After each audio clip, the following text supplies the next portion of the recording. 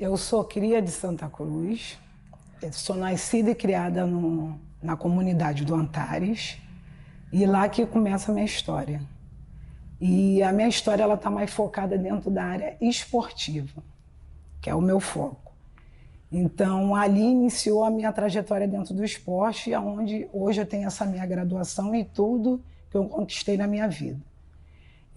Eu sou cria lá do Antares, eu participava de uma colônia de férias que lá no Antares tinha o conhecido famoso SESI e SENAI. Hoje não existe mais, está abandonado lá aquele espaço. Mais à frente eu vou chegar como esse espaço está sendo recuperado pelo projeto em qual eu estou envolvida. E eu fazendo a colônia de férias, que eu tinha sido convidada por um professor, que ele gostou de mim, e aí ele me convidou para me praticar o judô, a modalidade judô. E nisso que eu cheguei no judô, aí ele cismou que eu tinha que praticar esse esporte. Primeiro, quando eu cheguei, que ele me convidou, vem fazer uma visita, eu fui fazer essa visita. Quando eu cheguei lá, eu fiquei meio que assustada com esse esporte, que eu achava ele meio impactante pelos aqueles barulhos que ele provocava, aquele som sonoro. Você tinha quantos anos nessa época? Eu tinha de 11 indo para 12 anos. Uhum. Então, mas aí eu falei assim, isso não é para mim, não é para mim. Aí ele falou assim, sim, volta aqui com mais calma. Aí passou uma semana, eu retornei e fui lá. Aí eu falei, não, eu vou encarar essa modalidade aí, vai ser mais um desafio para a minha vida. Então eu entrei naquele esporte e foi onde eu me apaixonei. E ali foi onde eu trajando minha trajetória de vida ali. E com isso ali eu fui praticando esse esporte, fui pegando um amor por esse esporte. E dentro desse esporte ali eu comecei a ser disciplinada, entender o respeito pelo próximo, né? Ser solidário com o próximo. E com isso eu fui desenvolvendo, só que chegou um tempo, esse esporte lá na comunidade, né? Esse projeto que funcionava lá dentro da comunidade do SESI, veio uma crise dentro do governo e o SESI ele acabou. Todas as modalidades que tinha nele, acabou esse SESI. E com isso o professor que foi o meu mentor, foi o meu pai. Eu falo que ele foi meu pai nessa trajetória aí. Ele falou, o judô aqui para você não dá mais, infelizmente eu vou ter que te encaminhar para um outro local. Isso você ainda adolescente? Eu ainda adolescente, mais ou menos entre os 18 a 17 anos, mais ou menos. E aí foi quando ele me encaminhou para o Centro Esportivo Miécimo da Silva. Uhum. Sendo que antes de eu chegar no Centro Esportivo Miécimo da Silva, ali eu já tinha alcançado muita coisa dentro do esporte. Medalhas, campeonato, vaga para competir, competições internacionais. Só que uma da frustração que eu tive é que eu nunca consegui o patrocínio. Então, aquilo ali meio que me deixou meio de cabisbaixo, mas ele sempre estava ali me motivando, não só ele, como minha mãe, que sempre foi a minha maior... Eu até fico triste porque ela foi a maior incentivadora dentro desse esporte, porque ela me acompanhou em todo momento da minha vida. Ainda que sempre eu tentei desistir, ela estava ali do meu lado. Todas as competições, todas as viagens que eu fui, foi a minha mãezona dentro do esporte, dentro da minha vida, dentro da minha trajetória. Então, ali foi surgindo, quando acabou esse esporte lá no SESI, que ele me transferiu para o centro esportivo, foi onde surgiu a oportunidade de eu começar a cursar minha graduação em Educação Física. E um professor olhou e me ofereceu a bolsa do esporte para que eu pudesse cursar minha Educação Física. E dentro dela, com a Bolsa Atleta, eu ia também me alavancando dentro do esporte. Só que como eu vi que o patrocínio era tão difícil na minha época, e o SESI tinha terminado, né? Tinha caído em ruína lá, eu junto com outro colega meu que também tinha praticado esporte comigo, a gente colocou esse sonho na nossa cabeça que a gente voltaria dentro da comunidade do Antares e a gente ia fazer essa transformação lá dentro do Antares, com esse esporte, trazendo esse esporte para dentro do Antares de volta. E quando a gente chegou lá, a gente conseguiu, de novo, reerguer esse esporte. E esse esporte do judô, ele começou dentro da Associação de Moradores de Antares, aonde o Gessé Andarilho, que é um dos escritores, o qual me convidou para mim estar participando desse documentário, foi meu professor. Meu professor não, desculpa, meu aluno.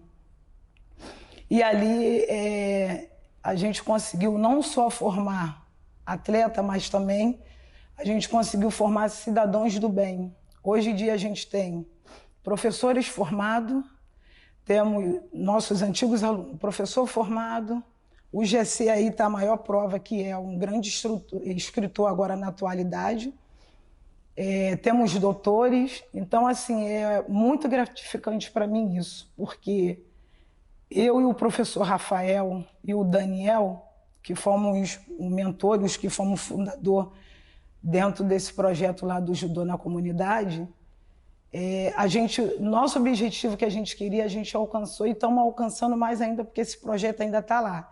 Esse projeto tem 17 anos lá na comunidade. E quando a gente iniciou esse projeto lá, engraçado que os moradores de lá os que menos acreditam no potencial dos moradores que tem lá dentro, das potências que tem dentro da comunidade.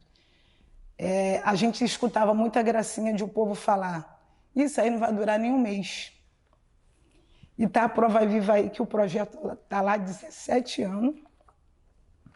E é final que o que a gente investiu, o que a gente acreditou, a transformação que tanta gente busca, a gente está alcançando aos poucos dentro daquela comunidade. Porque lá tem muito projeto, mas o único projeto que de fato vingou e está lá se mantendo vivo, sólido lá, é o Instituto Santa Cruz de Esporte. E a gente começou com a modalidade só judô e hoje em dia a gente conseguiu ampliar para outras modalidades. Futebol feminino, futebol masculino, dança do ventre, balé, né? Futebol americano, coisa que a gente aqui no Rio de Janeiro, creio que nem tem essa modalidade aqui, principalmente aqui na Zona Oeste.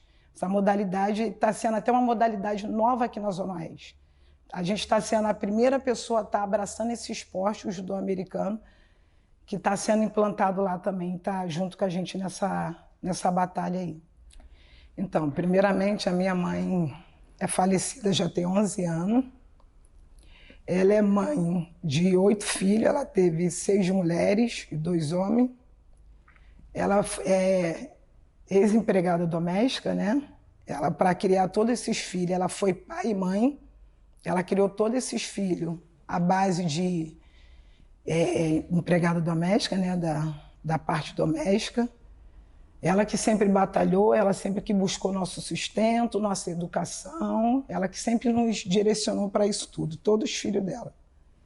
E quando eu iniciei essa questão que eu falei do esporte, ela que foi meu pai, minha mãe, quando eu precisei dos apoios, ela que sempre estava ali do meu lado, não só eu como esse professor Rafael, a família dele nunca apoiou ele. Então, a minha mãe que foi a incentivadora minha, a maior incentivadora e incentivadora desse menino e da irmã dele, o qual também faz parte desse projeto aí.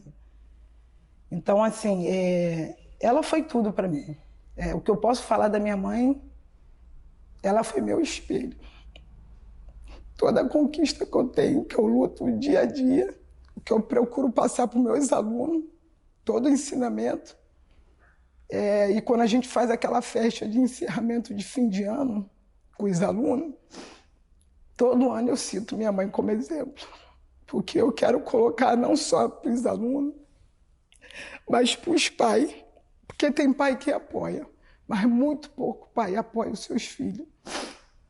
Então isso também faz muita diferença, porque a gente, quando é professor, na verdade a gente é professor, é psicólogo, é amigo, é pai, é mãe, e a gente acaba atuando nesse campo todo para um aluno de comunidade, porque às vezes aparece criança lá falando que não tem o que de comer, que não tem o que de vestir, e é a hora que a gente tem que sentar e mostrar para eles e falar, a gente se colocar como exemplo para eles, que se a gente chegou àquele patamar ali, a gente também passou pelas mesmas dificuldades que eles estão passando agora. Mas se eles acreditarem no sonho deles e traçar a meta e ter esse objetivo na cabeça deles, eles alcançam o que eles estão querendo para a vida deles, independente de toda a dificuldade que eles terão na vida deles. Então, o papel da minha mãe nessa parte é isso. É que todo ensinamento que ela passou para mim e para meus irmãos é o que a gente bota todo dia em prática. Ser solidária sempre com o próximo. Então, eu sempre me coloco à disposição para poder estar ajudando quem puder dentro das minhas condições. Por ser uma mulher negra, de comunidade, o patrocínio ele se torna muito difícil. Ainda que aparentemente a mídia coloca que está mais fácil agora, a gente ainda encontra essa barreira, desde lá da minha época até agora. Claro que agora, devido a esse movimento da parte negra, né, de a gente estar lutando mais, buscando o nosso direito, está se tornando, não é mais fácil, mas a gente está conseguindo aos poucos conquistar mais as coisas para o futuro lá daquelas crianças que está para vir. A gente está sendo os mentores, a gente está abrindo a porta para eles, que no nosso tempo era muito mais difícil. Mas essa questão de a gente ser de comunidade e negra, isso dificulta muito. O maior exemplo que eu tenho dentro do meu esporte foi aquela menina da Comunidade de Deus, a Rafaela Silva, que foi campeã olímpica. Tá ali um maior exemplo para mim, né? A gente da pele negra, a gente sofre muito preconceito. Eu sofro preconceito no meu trabalho, eu sofro preconceito ainda dentro da minha comunidade. Eu sei que se eu fosse da pele clara, né, as pessoas até dentro da minha comunidade, da minha própria comunidade, me olhariam com mais autoridade, com 8 olhares diferentes. Eu acompanho isso dentro do transporte que eu vou até o meu trabalho. Eu vejo isso no dia a dia.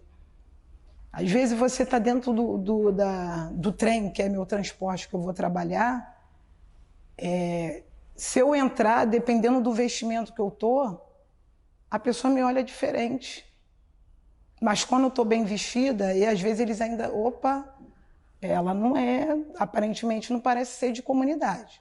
Possa ser que é uma pessoa que tem um estudo, uma graduação. Então, até isso, o vestimento, ele te condena muito. As pessoas te julgam muito pela sua aparência. Então, essa questão do patrocínio, o maior peso foi esse. Foi a questão da comunidade e da minha cor. Ela pesou muito. Eu tenho essa comparação porque o outro professor, o Rafael, ele é da pele branca, claro. Quem olha assim, ele parece até gringo. Então, quando está eu e ele junto, as pessoas não vão me dizer, eles não chegam para me dizer, a princípio, logo assim, as pessoas não chegam primeiro para direcionar a mim. Eles chegam primeiro ao Rafael. Então, aquilo ali também me causa muito espanto. Aí é quando ele fala, não, a mentora disso, a autoridade daqui é a Jeane. Aí é com ela que eu tenho que tratar, é com ela que eu tenho que tratar. Mas, a princípio, as pessoas chegam... Ah, Rafael... Ele, não é comigo, não, é com a Giane. Mas é por quê? Porque tá eu ali, uma mulher da pele negra, né, da cor negra, e ele da cor clara. Mesmo a gente sendo da mesma comunidade, pertencendo ao mesmo bairro, o mesmo local, mas mesmo assim, ainda há preconceito. A faixa preta, o processo dela é cansativo, é árduo, e só conquista ela com muita perseverança e determinação. Então, foi o que eu coloquei na minha meta e eu cheguei lá. É engraçado que a faixa preta, para a gente fazer ela, a gente participava de módulos que acontecia de 2 em 2 meses, lá no fundão, na UFRJ. Lá que acontecia os módulos de 2 em 2 meses. E esse módulo era assim, ele acontecia sábado e domingo, né, aos finais de semana. Era um final de semana só, de 2 em 2 meses. E a gente chegava lá às 7 horas da manhã e saía de lá às 7, 8 horas da manhã, da noite. E a gente chegava lá dentro desse horário e saía desse horário e ali iniciava o trabalho. A gente tomava queda, a gente fala que é cair no judô. A gente começava a cair 7 horas da manhã até meio-dia. A gente não derrubava, a gente só caía. Era uma aprovação que a gente passava cada módulo que a gente ia lá. E quando dava meio-dia, eles davam aquele intervalo para a gente ir para o almoço. Aí quando retornava do almoço 1h da tarde, e aí voltava a cair de novo, de 1 até as 7 horas da noite. Ou seja, isso no sábado e no domingo. A mesma coisa. Todo final de semana, de 2 em 2 meses, né, a cada final de semana de 2 em 2 meses acontecia isso para mim, isso na minha vida. E o pior disso tudo é que eu não tinha passagem para chegar lá. Essa era a maior dificuldade. Então, às vezes minha mãe pegava dinheiro emprestado com o vizinho. Que às vezes ela pedia a patroa dela e a patroa dela falava, ah, não, você não trabalhou, né? Porque às vezes ela tinha que me acompanhar. Então, às vezes ela pegava dinheiro emprestado com o vizinho, ou então ela fazia alguma coisa, vendia para poder arrecadar o dinheiro da passagem. E aí eu ia fazendo, onde dava para me dar calote, eu dava, porque o dinheiro era todo contadinho, e eu ia lá. E esse módulo também ele era pago, né? Tinha que pagar isso.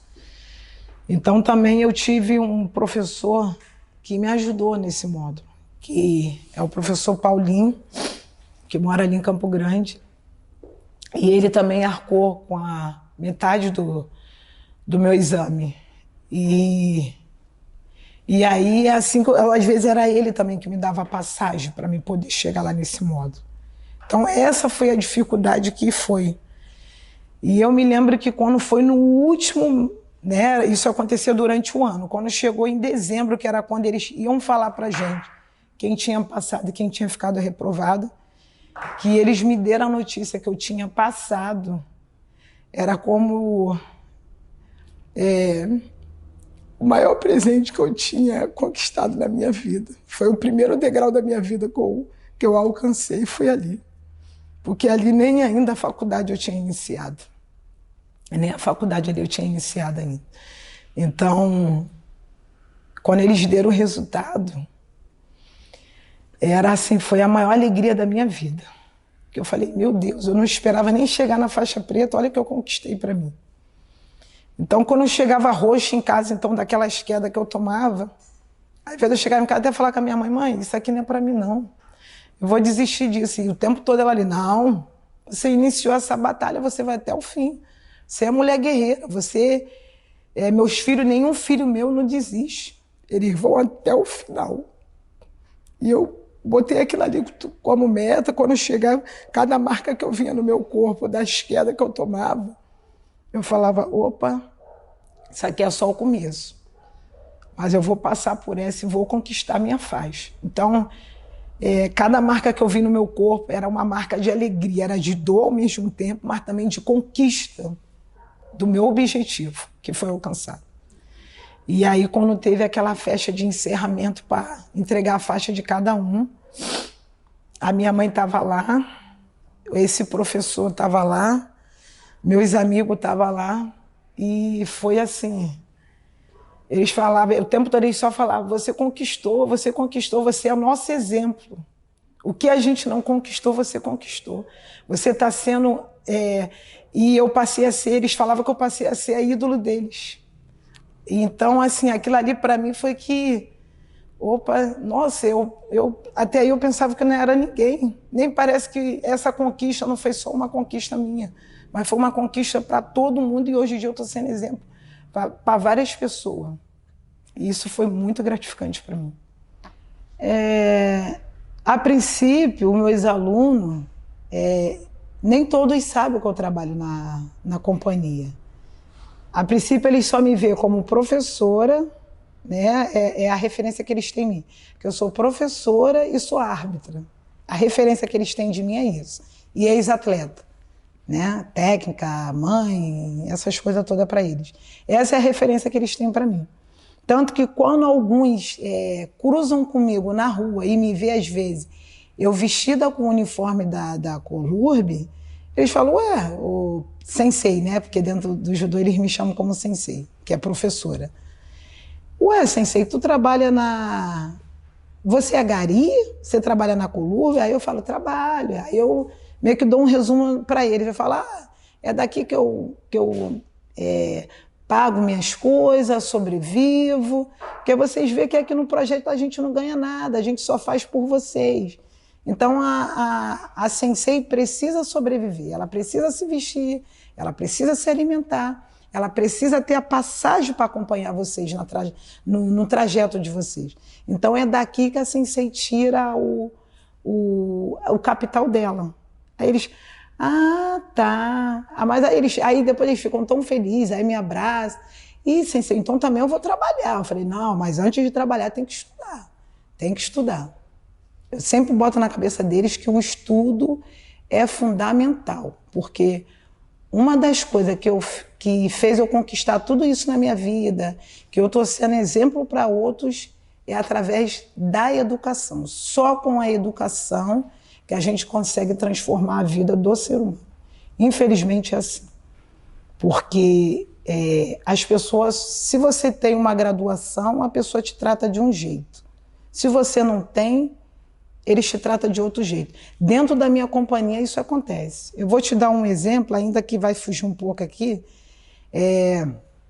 Estava eu e um colega meu trabalhando dentro de um colégio, né? Aí uma professora veio e destratou o meu colega. Tipo, botou ele abaixo, né? Você é um zero esquerdo, você é um analfabeto, essas coisas todas. Porque os outros têm essa visão, ainda tem pessoas que ainda têm essa visão que o gari é o lixeiro, é o analfabeto, é o burro, que não tem instrução. Só que dentro dessa escola tinha um outro professor que eu já conheço ele já há muito tempo, de outra escola que eu havia trabalhado e que ele conhece a minha trajetória.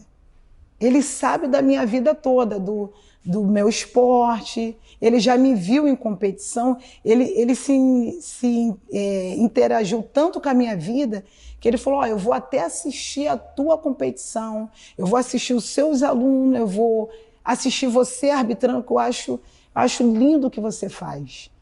Então esse professor, ele estava nesse colégio em qual estava eu, esse meu amigo, e esse meu amigo sofreu esse preconceito. E numa rodinha lá dentro da sala dos professores, essa professora estava lá. Tava todos os professores reunidos, aí nisso eu entrei.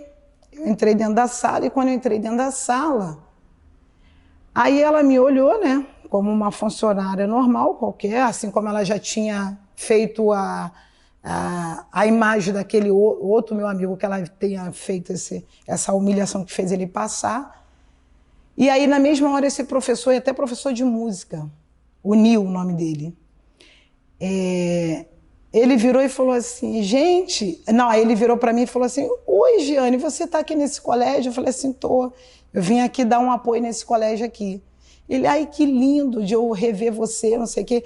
Aí ele me abraçou, me agarrou, eu, né, vestida de gari. Aí ele me abraçou, me agarrou, até me beijou no meu rosto. Aí ela olhou assim, ela falou assim, tipo, acho que ela tirou assim, nossa, que tanta intimidade desse professor com essa gari, né? Aí depois que ele me abraçou, me beijou, aí ele foi, virou e falou, gente, vocês não conhecem a Giane, não? Aí ela, aí todo mundo, conhece, ela trabalha aí na limpeza. Ele, vocês não conhecem, essa garota aí é guerreira. Ela pertence à nossa classe, ela é professora. Aí ela olhou assim, professora? Mas para ela, mas você, no semblante dela, você conseguia fazer a leitura. Professora, formada, educação física, ela tem um projeto, Aí foi contando a minha história para eles ali na roda de professor. Aí depois de tudo, que aquilo tudo passou, aí chegou no outro dia que eu voltei para trabalhar, aí voltou meu colega também para trabalhar, aí ela começou a me tratar de outro jeito, com uma educação, me tratava como fosse eu professora daquele estabelecimento. Ela já não estava me vendo como uma faxineira, uma mulher da limpeza. Ela estava me vendo como uma professora daquele colégio. Aí eu falei, nossa, o porquê que ela mudou da água para o vinho? Mas não foi. É porque precisou de uma pessoa branca, e essa mulher era branca, né, da pele branca. Precisou de uma pessoa branca ter aquela atitude comigo, falar de fato o meu histórico, o meu currículo, para a mulher começar a me olhar com outros olhos. Por que ela já não tinha feito isso antes? Por que esse tratamento já não veio antes? Então aquilo ali me causou muito espanto. Não tenho filho. Não tenho filho, não sou casada e meus filhos são meus alunos. Eu me dediquei tanto a eles, eu entrei de corpo e alma nesse projeto, que até falo com eles, nem tempo para me parar e pensar em ter filho, eu parei e pensei. O meu sonho agora, que eu tenho, é de conquistar, a chegar à Arbitra Internacional. Um dia participar de uma Olimpíada. Esse é meu maior sonho que eu tenho agora. Está trabalhando para isso, né? Estou trabalhando. Eu já estou árbitra intercontinental. Acabei de fazer uma prova recentemente, passei. E estou batalhando em cima disso aí. Estou alcançando degrau por degrau, né? As crianças vivenciam isso com você? Elas veem essas suas conquistas acontecendo em tempo real? Veem em tempo real. Porque, por incrível que pareça, eu estou no campeonato arbitrando e eles estão lá competindo. Então, eles ficam da arquibancada, enquanto eles não estão participando ali da atividade, eles ficam da arquibancada o tempo todo gritando meu nome, o tempo todo. Não só ele, como os pais que apoiam, do mesmo jeito. E engraçado que quando eu boto aquele uniforme, eles me veem com uma autoridade, com um respeito. Eles falam... Tanto que numa vez me chamaram na escola para falar, a aluna falou que você... é autoridade, eles falam que até juíza, é a juíza.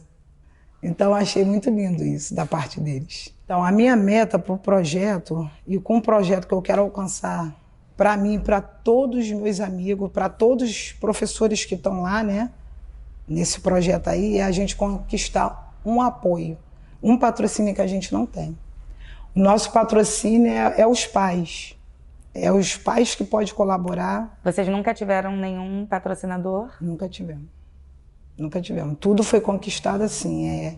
Às vezes vem você, aparece lá, que eu quero até convidar vocês para vocês fazerem uma visita lá no projeto, tá? Convido todos vocês para vocês vivenciar de perto, ver como é que funciona. Vocês vão até se identificar com o projeto mais. A gente nunca teve apoio. E o apoio que a gente tem é isso, vem você, dá uma olhadinha lá no projeto, vou colaborar com isso, vou doar isso, aí vai lá, doa, mas às vezes você pega, devido à tua correria do dia a dia, você tem que seguir teu caminho ali, e assim vai vivenciando. Vem um, agrada um pouquinho, mas patrocínio mesmo a gente não tem, a gente batalha muito para isso, há 17 anos. Todos os professores são voluntários hoje? todos os professores lá do projeto trabalham com vontade. De todas as modalidades, é voluntária. É no amor que a gente fala. Todos ali trabalham por amor, porque ama os seus esportes.